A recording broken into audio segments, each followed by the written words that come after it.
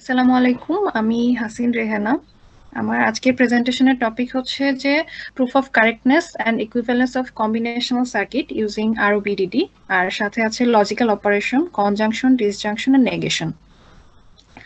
তো reduced order binary decision diagram সম্পর্কে আসলে আগের ক্লাসগুলোতে অনেক কথা হয়েছে, তারপরেও আমি ইন ব্রিফ এটুকু বলবো যে এখানে ভ্যারিয়েবলগুলোর মধ্যে একটা ফিক্সড অর্ডারিং থাকে, এবং রিডিউসড বাইনারি ডিসিশন ডায়াগ্রাম যেটা, এটা হচ্ছে যে বাইনারি ডিসিশন ডায়াগ্রাম যেটা, সেটা রিডিউসড ফর্ম। এটাকে আর আর কোনো রুল অ্যাপ্লাই করে আর বেশি রিডাকশন পসিবল না। তো আরওবিডিডির দুইটা প্রপার্টি আছে, একটা হচ্ছে ইরিডান্ডেন্সি আর একটা হচ্ছে ইউনিকনেস। ইরিডান্ডেন্সি বলতে বোঝাচ্ছে যে প্রত্যেকটা নোডের লো সাকসেসর এবং হাই সাকসেসর, মানে জিরোর জন্য এবং ওয়ানের জন্য যে চাইল্ড নোড পাওয়া যাবে, সেই নোড অবশ্যই দুটো আলাদা আলাদা নোড পাওয়া যাবে। আরেকটা ব্যাপার হচ্ছে ইউনিকনেস। ইউনিকনেস বলতে বোঝাচ্ছে যে যদি দুইটা নোড, মানে এরকম দুইটা নোড পসিবল না যে একই ভ্যারিয়েবলের জন্য একই চাইল্ড নোড রিটার্ন করছে, এরকম দুইটা নোড আরওবিডিটিতে পাওয়া যাবে না। তো এখানে আমরা দেখতেছি যে একটা কম্বিনেশনাল সার্কিট আছে। কম্বিনেশনাল সার্কিট কি এটা আমি একটু পরে বলছি।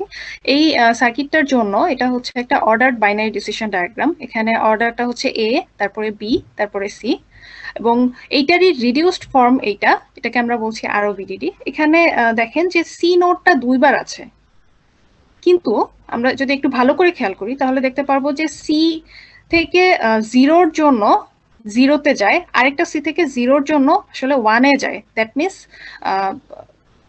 জিরো ভ্যালুর জন্য আসলে সাকসেসর নোড দুই, সাকসেসর আসলে ডিফারেন্ট। এই কারণে আমরা এখানে রিডাকশন হবে না, এখানে এখানে দুইটা নোডই থাকবে। যদি এরকম হতো যে সি থেকে জিরোর জন্য এখানেও জিরোতে যাচ্ছে, আবার এই নোডটার জন্য জিরোতে যাচ্ছে, সেক্ষেত্রে আমরা এই দুটাকে একটা নোডে রিপ্রেজেন্ট করতে পারতাম। সো এইটা হচ্ছে যে এই সার্কিটের জন্য সবচেয়ে রিডিউসড একটা বাইনারি ডিসিশন ডায়াগ্রাম, এবং এখানে এখানে এ, বি, সি এই অর্ডারিংটা ফলো করা হয়েছে। এখন অর্ডারিংটা আসলে ডিফারেন্টও হতে পারে। আমাদের যে কোনো একটা ফিক্সড অর্ডারিং এর জন্য আমরা বলছি যে রিডিউসড বাইনারি ডিসিশন ডায়াগ্রাম একটাই পাবো। তো আরওবিডিডি ইউজ করার কিছু অ্যাডভান্টেজেস আছে। তো ফার্স্ট অ্যাডভান্টেজ যেটা, সেটা হচ্ছে আরওবিডিডি একটা canonical form of BDD. Canonical form বলতে কি বোঝাচ্ছে বা ক্যানোনিসিটি বলতে কি বোঝাচ্ছে, এটা আমরা আরেকটু পরে দেখছি। তো আরওবিডিটিটা কোথায় ইউজ করা যেতে পারে এটা সম্পর্কে আমি বলবো যে ফাংশনাল ইকুইভ্যালেন্স চেকিং এর জন্য আরওবিডিটি ইউজ করা হয়ে থাকে। এছাড়া কোনো একটা লজিক ফাংশনের যদি আমরা কমপ্লিমেন্ট ফাংশন বা কমপ্লিমেন্ট সার্কিট বের করতে চাই, সেক্ষেত্রেও হচ্ছে যে আমরা আরওবিডিটি ইউজ করতে পারবো। আর যেহেতু আমরা কম্বিনেশনাল সার্কিটের কথা বলছিলাম, তো একটু বলে নিই যে কম্বিনেশনাল সার্কিট জিনিসটা কি। তো কম্বিনেশনাল সার্কিট জিনিসটা হচ্ছে যে যেই সার্কিটের মধ্যে বিভিন্ন রকম গেট থাকবে, অ্যান্ড গেট থাকতে পারে, অর গেট থাকতে পারে, নট গেট থাকতে পারে, এক্স নর, এক্সর, মানে সবগুলো গেটই থাকতে পারে, এরকম একটা সার্কিটকে আমরা বলছি কম্বিনেশনাল সার্কিট। রেহানা, জি স্যার। আমি এখানে একটু ইন্টারাপ্ট করি। জি স্যার। আসলে বেসিক্যালি আমাদের দুই ধরনের সার্কিট আছে, একটা কম্বিনেশনাল, একটা সিকোয়েন্সিয়াল। কম্বিনেশনাল সার্কিটের মূল বৈশিষ্ট্য আপনি যদি খেয়াল করেন, এই ব্লকটাকে দেখেন, মানে আপনি যেটা বললেন অ্যান্ড, অর, নট, এগুলো this are the components two construct A combinational. Even those components are used to construct the sequential. Sequential additional থাকে, ফ্লিপ ফ্লপ থাকে, তাই না? কম্বিনেশনাল সার্কিটের মূল বৈশিষ্ট্য যেটা হলো the present output is depends on the মানে present output depends on the present input, মানে বর্তমানে যে আউটপুট যেটা হবে সেটা প্রেজেন্ট যে ইনপুট আছে তার উপর ডিপেন্ড করবে। কিন্তু বুঝতে পারছেন? জি স্যার। জি স্যার। সিকোয়েন্সিয়ালের ক্ষেত্রে আমরা যেটা দেখছি, present output present input plus previous আউটপুটের উপর ডিপেন্ড করবে, দুইটার উপর। বুঝতে পারছেন? এই দুইটা, এটা এইভাবে আপনাকে বলতে হবে। জি, থ্যাংক ইউ। তাহলে স্যার যেটা বলেন যে কম্বিনেশনাল সার্কিটে আসলে প্রেজেন্ট আউটপুটটা শুধুমাত্র প্রেজেন্ট ইনপুটের উপর ডিপেন্ড করে, আর সিকোয়েন্সিয়ালের ক্ষেত্রে কি হয় যে এই আউটপুট গুলো আবার ইনপুটে যায়, সেটা হচ্ছে সিকোয়েন্সিয়াল। তো আমরা কম্বিনেশনাল সার্কিটের জন্য আরো বিডিটিটা দেখব। তো একটা সার্কিট থেকে কিভাবে আরওবিডিডি জেনারেট করা যায়, এটার জন্য ফার্স্টে যেটা করতে হবে যে আমাদের প্রাইমারি যে ইনপুট গুলো আছে এ বি সি ডি, এগুলো দিয়ে হচ্ছে যে ট্রি কনস্ট্রাকশনটা শুরু করতে হবে। যেরকম এতে দুইটা ইনপুট হতে পারে, 0 অথবা 1। জিরোর জন্য এখানে 0ই পাবো আমরা, যেহেতু অন্য কোনো গেট নাই। আবার 1 এর জন্য 1ই পাবো। এটা হচ্ছে একদম এলিমেন্টারি। সি আর ডি এর জন্য একইভাবে পাবো।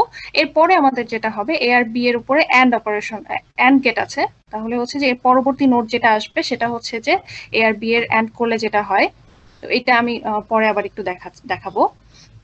তো এইভাবেই আসলে যেটা হবে যে এ বি এর জন্য, এর জন্য আমি 0 আর 1 এর জন্য কি হয় সেটা দেখাচ্ছি, তারপর বি এর জন্য কি হয়, একইভাবে সি ডি এর জন্য, তারপরে হচ্ছে এ আর বি কে হচ্ছে অ্যান্ড করলে কি হবে, এরকম আসলে স্টেপ বাই স্টেপ আরো বিডিডি ফর্ম করা হবে। তো আমরা একটু আগে ক্যানোনিসিটির কথা বলছিলাম। ক্যানোনিসিটি বা ক্যানোনিক্যাল ফর্ম, এটা হচ্ছে যে কোনো একটা মানে ফর্মটা এমন যে এর পরে আর কোনো ট্রান্সফরমেশন রুল অ্যাপ্লাই করে আসলে এই ফর্মকে চেঞ্জ করা যায় না। দ্যাট ইজ আমরা বলতে পারি যে এটা একটা ইউনিক ফর্ম, বা এটা সবচেয়ে কম্প্যাক্ট একটা ফর্ম। তো আরওবিডিটি আসলে কেন, মানে আমরা বলছিলাম যে আরওবিডিটি তে একটা ফিক্সড অর্ডারিং থাকবে, এবং আরওবিডিটি হচ্ছে যে সবচেয়ে রিডিউসড একটা ফর্ম। সো আমরা বলতে পারি যে এটা একটা ইউনিক ফর্ম বা এটা একটা ক্যানোনিক্যাল ফর্ম। এবং যে কোনো বুলিয়ান অপারেশনের জন্য আমরা হচ্ছে যে আরওবিডিটি যদি ফর্ম করি, সেটা হচ্ছে এক একটা ক্যানোনিক্যাল ফর্ম অফ বিডিডি পাবো আমরা। তো আরওবিডিটির এই যে ক্যানোনিসিটি প্রপার্টি, এটার জন্য তিনটা জায়গায় আরওবিডিটি ইউজ করা যেতে পারে, এছাড়াও আরো জায়গায় যায়। তো একটা হচ্ছে যে ইকুইভ্যালেন্স চেকিং। দুইটা আরওবিডিটির মধ্যে যদি আমরা আইসোমরফিজম চেক করি এবং তারপর যদি দেখি যে দুইটা আরওবিডিটির জন্য যে দুইটা আরওবিডিটি একে অপর আইসোমরফিক ফর্ম, তাহলে আমরা বলতে পারবো যে আরওবিডিটি দুইটা হচ্ছে ইকুইভ্যালেন্ট বা একই সার্কিটের জন্য আমরা পাবো। এছাড়া আরেকটা ব্যাপার হচ্ছে নন স্যাটিসফাইবিলিটি। নন স্যাটিসফাইবিলিটি তখন বলবো কোনো একটা বিডিডি কে বা আরওবিডিডি কে আমরা তখন নন স্যাটিসফাইবল বলবো যখন একটা মাত্র টার্মিনাল নোড থাকবে এবং এই টার্মিনাল নোডটার হচ্ছে যে 0। দ্যাট মিনস আমরা ওই সার্কিটের যে ইনপুটই দিই না কেন, আমরা আউটপুট অবশ্যই 0ই পাবো। এইরকম যদি আমরা আরওবিডিডি পাই যে যেটা শুধুমাত্র লেভেল 0 আছে টার্মিনাল নোড, সেক্ষেত্রে আমরা বলবো যে ওই সার্কিটটা আসলে নন স্যাটিসফাইবল। ওই সার্কিট থেকে আমরা কখনো 1 আউটপুট পাবো না, অলওয়েজ 0 পাবো, এটা ফিক্সড। আরেকটা ব্যাপার হচ্ছে টটোলজি। টটোলজি মানে কি? টটোলজি মানে হচ্ছে অলওয়েজ ট্রু। আরওবিডিডির যদি এরকম হয় যে একটাই টার্মিনাল নোড থাকে এবং টার্মিনাল নোডটার লেভেল হচ্ছে 1, সেক্ষেত্রে আমরা বলতে পারি যে ওই সার্কিটটা আসলে টটোলজি প্রপার্টি শো করে। দ্যাট ইজ ওই সার্কিট থেকে আমরা কখনো 1 ছাড়া বা ট্রু ছাড়া অন্য কোনো ভ্যালু পাবো না আউটপুট হিসেবে।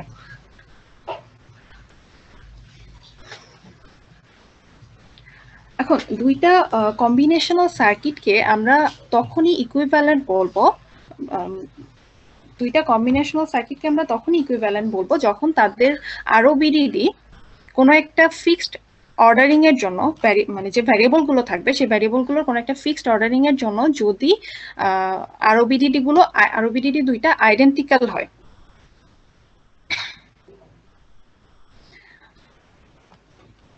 আমরা একটু দেখি, এখানে আমি দুইটা সার্কিট দেখিয়েছি। এই দুইটা সার্কিটের জন্যই যদি আমি আরওবিডিডি ফর্ম করি, তাহলে দেখা যাবে যে এই দুইটার ক্ষেত্রে এই আরওবিডিটা আমরা পাবো। এবং যেহেতু আমরা একটাই আরওবিডিডি পাচ্ছি, সো আমরা বলতে পারি যে এই দুইটা সার্কিট আসলে ইকুইভ্যালেন্ট। দুইটা সার্কিট যদিও দেখতে ডিফারেন্ট, দুইটা সার্কিটের যে ইউজড গেট গুলো বা যে ফর্মটা, এই দুটো সার্কিট দেখতে ডিফারেন্ট হলেও এই দুটো সার্কিট আসলে ইকুইভ্যালেন্ট, কারণ তাদের যে রিডিউসড বাইনারি ডিসিশন ডায়াগ্রাম, সেই রিডিউসড বাইনারি ডিসিশন ডায়াগ্রাম আসলে সেম।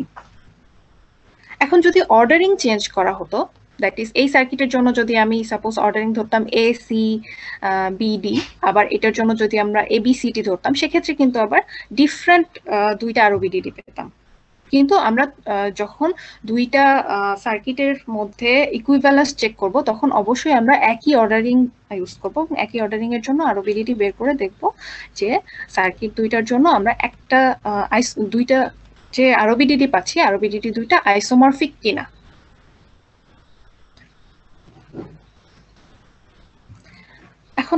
এখানে দুইটা কথা আমি বলবো। একটা হচ্ছে যে যদি দুইটা আরওবিডিডি G0 এবং G1 এই দুইটা আরওবিডিডি যদি একটাই সার্কিটের জন্য হয়ে থাকে, সেক্ষেত্রে অবশ্যই দুইটা আরওবিডিডি আইসোমরফিক হবে। আবার উল্টাভাবে আমরা বলতে পারি যে যদি দুইটা আরওবিডিডির যে দুইটা আরওবিডিডি G0 এবং G1 এই দুটো যদি আইসোমরফিক হয়, তাহলে আমরা বলতে পারি যে ওই যে প্রত্যেকটা ভার্টেক্সের জন্য আসলে 1-to-1 ম্যাপিং হবে। দ্যাট ইজ টার্মিনাল নোড, যেগুলো টার্মিনাল নোডগুলোর ক্ষেত্রে মানে দুইটা আরওবিডিডি G0 এবং G1 এর যদি টার্মিনাল নোড দুইটা হচ্ছে যে V0 এবং V1 আমি যদি কম্পেয়ার করি, দুইটার ভ্যালু হচ্ছে যে সেম হবে প্রত্যেকটা টার্মিনাল নোডের জন্য। আবার যদি নন টার্মিনাল নোড হয়, সেক্ষেত্রে কি হবে, সেক্ষেত্রে দুই নন টার্মিনাল নোড দুইটার ইন্ডেক্সিং সেম হবে, V0 এবং V1 এর ইন্ডেক্সিং সেম হবে, এবং লো ম্যাপিং, দ্যাট ইজ V0 থেকে লোতে গেলে যে চাইল্ড পাবো সেইটা, এবং V1 থেকে লোতে গেলে যে চাইল্ড পাবো সেইটা সেম হবে। আবার হাইতে গেলেও একইভাবে, যে V0 থেকে হাইতে গেলে যে নোটটা পাবো সেইটা, এবং V1 থেকে হাইতে গেলে যে নোটটা পাবো সেইটা, এই দুইটা সমান হবে। সো আমরা বলতে পারি যে টার্মিনাল নোডের ক্ষেত্রে অবশ্যই দুটার ভ্যালু সমান হবে, আর নন টার্মিনালের ক্ষেত্রে নোড দুইটার ভ্যালু সেম হবে, এ হতে পারে, বি হতে পারে, বা ইন্ডেক্সিং যেটা সেটা সেম হবে, এবং তাদের চাইল্ড নোড দুইটা, যেটা হাই এর জন্য চাইল্ড নোড এবং লো এর জন্য চাইল্ড নোড, এই দুটার ম্যাপিং হচ্ছে যে ইকুয়াল হবে। সেক্ষেত্রে আমরা বলতে পারি যে আরওবিডিডি দুইটা আইসোমরফিক। তো আমরা বলছিলাম যে আইসোমরফিক কিনা, এটার উপর বেস করে আমরা বলতে পারি যে আরওবিডিডি দুইটা ইকুইভ্যালেন্ট কিনা। সো ইকুইভ্যালেন্স চেকিং এর জন্য আসলে আরওবিডি ব্যবহার করা যেতে পারে। সো এখানে আসলে সেম কন্ডিশন গুলোই বলা আছে, এর জন্য এটা আমি রিপিট করছি না, আমি একটু নেক্সটে যাই। সো এখানে আমরা দুইটা আরওবিডিডি দেখতে পাচ্ছি। দুইটা আরওবিডিডির ক্ষেত্রে আমার রুট নোড যেটা, সেটা হচ্ছে x, এখান থেকে দুইটা চাইল্ড নোড পাচ্ছি, একটা হচ্ছে y, একটা হচ্ছে 1। এই আরওবিডিডির জন্য যে y, এই আরওবিডিডিতেও x এর জন্য চাইল্ড নোড y, এই চাইল্ড নোড থেকে আবার 1 এর জন্য যে ভ্যালু পাবো, 0 এর জন্য যে ভ্যালু পাবো, সেগুলো আসলে সবগুলো সেম। সো আমরা আসলে দেখতে পাচ্ছি যে এই দুইটা সার্কিট হচ্ছে যে লজিক্যালি ইকুইভ্যালেন্ট, সরি, এই দুইটা আরওবিডিডি হচ্ছে আইসোমরফিক। এখন যেহেতু এরা আইসোমরফিক, সো আমরা বলতে পারি যে এই দুইটা আরওবিডিডি যে কম্বিনেশনাল সার্কিটের জন্য আমরা পাচ্ছি, সেইটাকে আমরা বলতে পারি যে লজিক্যালি ইকুইভ্যালেন্ট, সেই সার্কিট দুইটা লজিক্যালি ইকুইভ্যালেন্ট।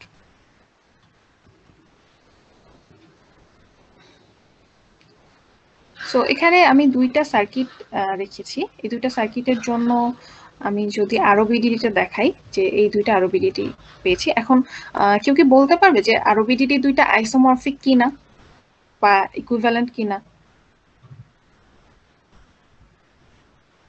ওয়ানের হ্যালো, কি আইসোমরফিক তো লাগছে? জি, এটা আসলে আইসোমরফিক, কেননা এ থেকে 0 এর জন্য বিতে যায়, এ থেকে 0 এর জন্য এখানেও বিতে যায়, এ থেকে 1 এর জন্য সিতে যায়, এখানেও এ থেকে 1 এর জন্য সিতে যায়। একইভাবে প্রত্যেকটা নোড ধরে ধরে যদি আমি 1 এর জন্য চাইল্ড নোড এবং 0 এর জন্য চাইল্ড নোড চেক করি, তাহলে আমরা দেখব যে আসলে দুইটা আরওবিডিডি আইসোমরফিক। এবং এখন দুইটা আলাদা আলাদা সার্কিটের জন্য আমরা আরওবিডিডি ড্র করলাম, এবং তারপরে দেখলাম যে তারা দুইটা হচ্ছে যে সেম। সো আমরা কি বলতে পারি না যে এই সার্কিট দুইটাও সেম? হ্যাঁ, জাস্ট ডিফারেন্ট ফর্মে আছে। এক্স্যাক্টলি।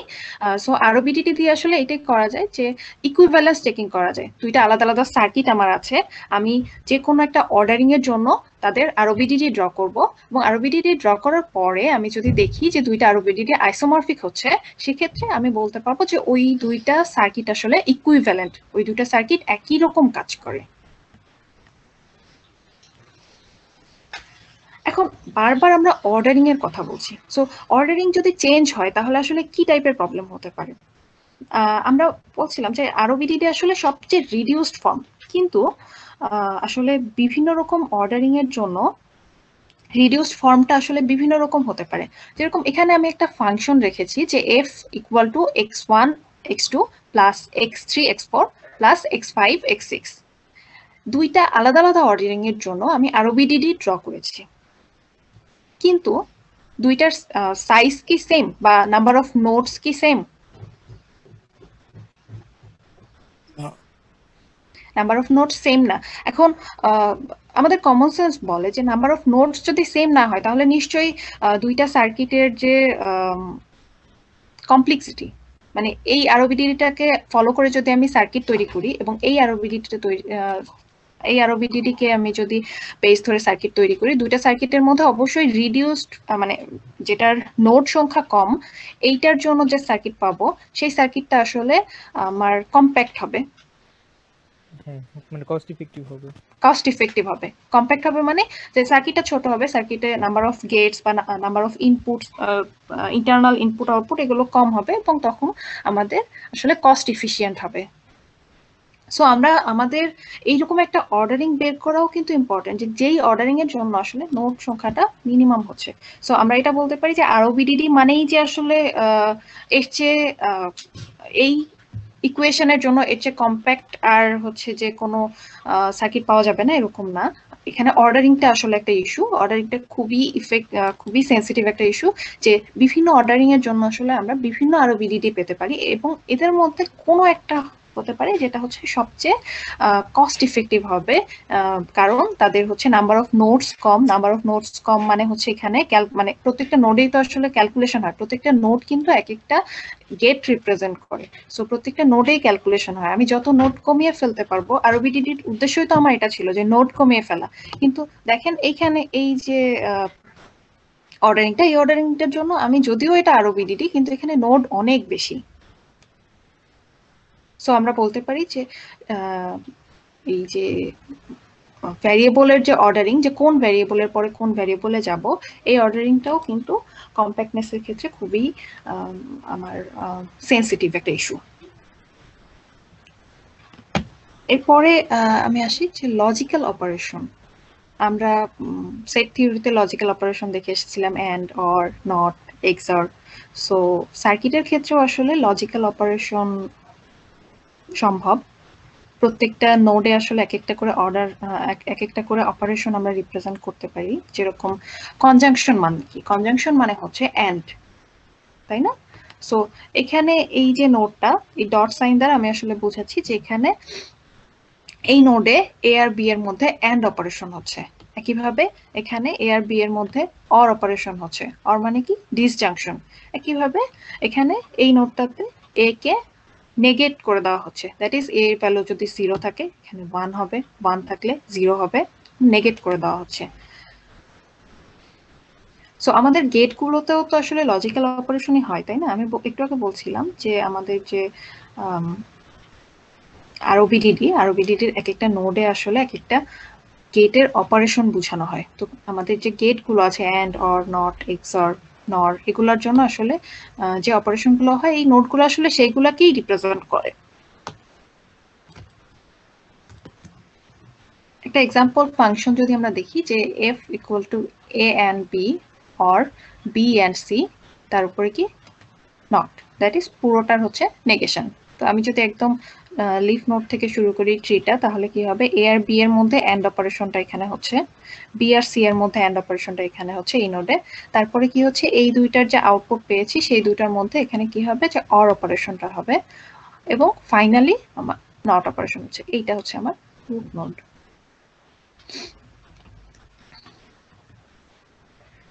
এখন যে কোনো একটা আরবিডিডি থেকে সেই আরবিডিডির নেগেশন অপারেশনটা খুবই ইজি, সবচেয়ে ইজি হচ্ছে যে নেগেশন অপারেশন। এখানে কিছুই না, আরবিডিডি পুরোটাই ফিক্স থাকবে, শুধুমাত্র টার্মিনাল নোড, যেটা টার্মিনাল নোডটা এক্সচেঞ্জ হয়ে যাবে।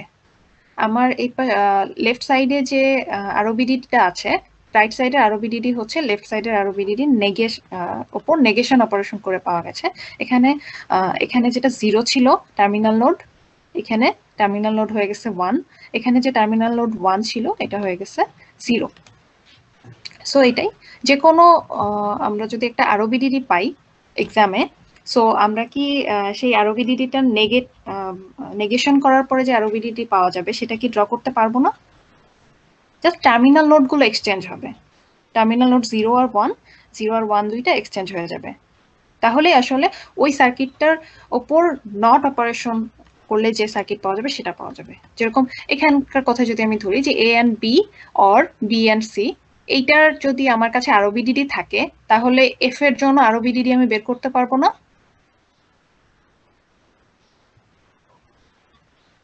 হ্যালো, আমার কাছে যদি A and B or B and C এই ফাংশনটার জন্য যদি আরো বিডিডি থাকে তাহলে এফ ফাংশনটার জন্য আরো বিডিডি কে আমি বের করতে পারবো? ওকে, থ্যাংক ইউ। এরপরে আসি কনজাংশন অপারেশনের ক্ষেত্রে। কনজাংশন বলতে কি বলছিলাম, যে এন্ড অপারেশন। ট্রু আর ফলস এর মধ্যে এন্ড করলে তো ফলস হয়, তাই না? একটা নোডের ভ্যালু যদি ট্রু হয় আর একটা নোডের ভ্যালু যদি ফলস হয়, এই দুইটার এন্ড করলে আমি কিন্তু ফলস পাবো। একইভাবে একটা নোডের ভ্যালু যদি ট্রু হয় আর একটা নোডের ভ্যালু যদি আমার ট্রু হয় তাহলে এই দুইটার এন্ড করলে আমি পাবো ট্রু। একইভাবে দুইটার যদি ফলস হয় সেক্ষেত্রে আমি পাবো ফলস। সো এখানে আমি খুবই সিম্পল দুইটা সার্কিট নিয়েছি, সরি দুইটা সিম্পল ভিডিডি নিয়েছি। একটা হচ্ছে যে x3 এর দুইটা নোড, একটা হচ্ছে ট্রু নোড, একটা হচ্ছে ফলস নোড বা চাইল্ড। x3 এর সরি 0 ভ্যালুর জন্য হচ্ছে যে ট্রু আর 1 ভ্যালুর জন্য ফলস। একইভাবে আরেকটা হচ্ছে যে 1 ভ্যালুর জন্য ট্রু এবং 0 ভ্যালুর জন্য ফলস। এই দুইটার যদি আমি এন্ড অপারেশন করি তাহলে আমি কি পাবো, যে x3 এর উপরে যদি আমি নট অপারেশন করি তাহলে পাচ্ছি হচ্ছে ট্রু, আবার নট অপারেশন যদি করি তাহলে পাচ্ছি ফলস, তাই না? সো এইটাকে যদি আমি রিডিউস করি, কনজাংশন অপারেশন করি এই দুটার মধ্যে, তাহলে আসলে আমরা এরকম কিছু একটা পাবো যে x3 থেকে যাই করি না কেন ট্রু করলেও আমি ফলস পাচ্ছি, আবার ফলস করলেও ট্রু ফলস পাচ্ছি, আবার ট্রু করলেও ফলস পাচ্ছি। সো এইটার রিডিউসড ফর্ম হবে হচ্ছে যে এইটা। বুঝা গেল ব্যাপারটা? যে আমি আসলে কিছুই না, এই যে রুলগুলো যে 0 আর 0 হলে 0 হয়, 0 আর 1 হলেও 0 হয়, 1 আর 0 হলেও 0 হয়, আর একটা কি 0 আর 0 হলে 0 হয়, এটাকেই আসলে ইমপ্লিমেন্ট করা হচ্ছে। করার পরে এটা আসলে শুধুমাত্র আমার একটাই নোট থাকতেছে যেটা হচ্ছে যে ফলস।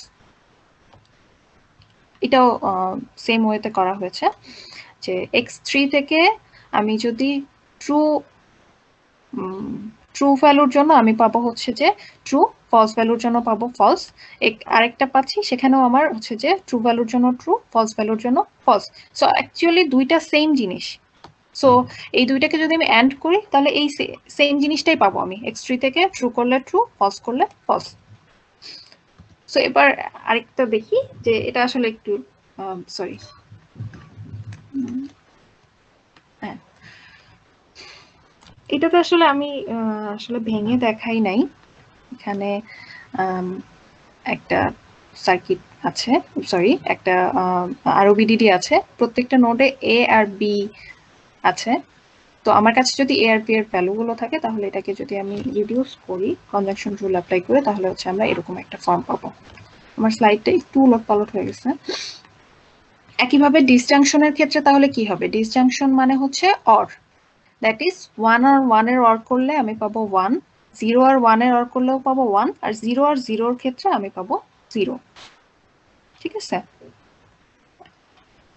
সো সেক্ষেত্রে আমার এই দুইটা আরওবিডিডি কে যদি আমি ডিসজাংশন অপারেশন অ্যাপ্লাই করি তাহলে এরকম কিছু একটা পাওয়া যায়।